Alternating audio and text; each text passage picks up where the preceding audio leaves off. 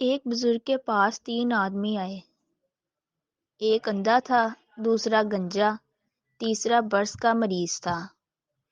پرانے وقتوں میں ایک بزرگ تھے جن کو بہت ہی مانا جاتا تھا۔ وہ بزرگ بنی اسرائیل میں آئے تھے۔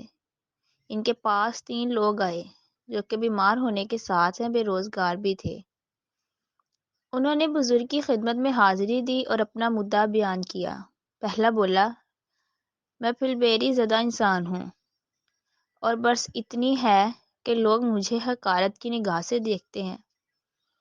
اگر مسجد میں جاؤں تو لوگ میرے ساتھ نماز تک نہیں پڑھتے، اسی وجہ سے کوئی ذریعہ معاش بھی نہیں ہے۔ بزرگ نے ہاتھ اٹھائے اور دعا کی کہ اللہ اس کو بیماری سے نجات عطا فرمائے، اور ایک اونٹنی دی۔ اللہ نے اس اونٹنی میں اتنی برکت دی کہ چند ہی سالوں میں سینکڑوں اونٹنیاں ہو گئیں۔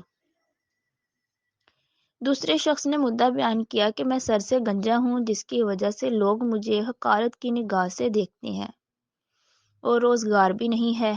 بزرگ نے دعا دی کہ اللہ تمہاری بیماری دور کرے اور ایک گائے دے۔ اللہ نے اس کی بیماری دور کی اور بہت کی خوبصورت بال دیے۔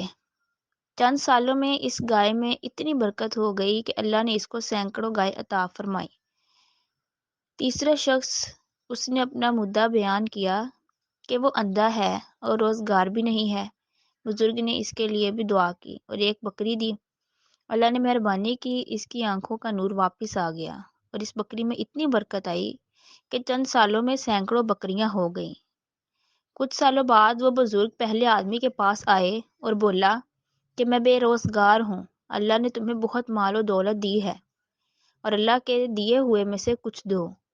وہ بندے غصے میں آ کر بولا،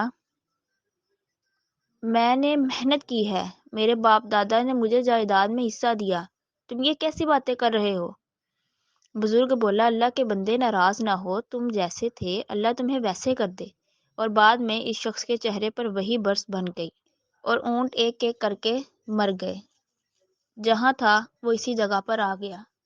بزرگ دوسرے انسان کے پاس گئے اور بولا کہ اللہ کے نام پر کچھ دو، اللہ کے دیے میں سے آپ نے دینا ہے۔ وہ بندہ بھی لڑ پڑا، تم کون ہوتے ہو مجھ سے یہ مانگنے والے؟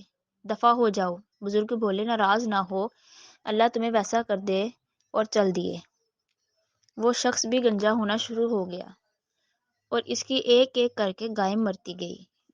وہ تیسرے شخص کے پاس گئے اور اپنا مدعا بیان کیا کہ میری مدد کی جائے۔ تیسرا بندہ رونے لگ پڑا اور بولا کہ میں غریب اور اندھا تھا، مجھے اللہ نے بعد میں ایک بزرگ کی دعا سے بہت کچھ دیا، یہ اس اللہ کا مال ہے، آپ نے اللہ کے نام پر مانگا ہے، جو جتنا آپ کا دل کرتا ہے آپ ان بکریوں سے لے سکتے ہیں۔ بزرگ بولے، ارے بھائی، میں اللہ کا فرشتہ ہوں، اللہ نے مجھے تم لوگ کا امتحان لینے بھیجا ہے۔ پہلے 2 غرور اور مال کے تکبر کی وجہ سے خسارہ میں رہے، تم کامیاب ہو گئے، اللہ تمہیں یہ مال نصیب کرے، اور چل دیے۔ انسان کو چاہیے کہ تکبر نہ کرے، اپنی پیدائش کو نہ بھولے، اور اللہ کے دیے ہوئے میں سے اللہ کے راستے میں خرچ کرے۔ اللہ ہم سب کا حامی و ناصر ہو، آمین۔ اگر آپ کو ہماری ویڈیوز اچھی لگی ہیں تو پلیز شیئر کریں اور ہمارا چینل سبسکرائب کر کے بیل آئیکن کو پریس کریں۔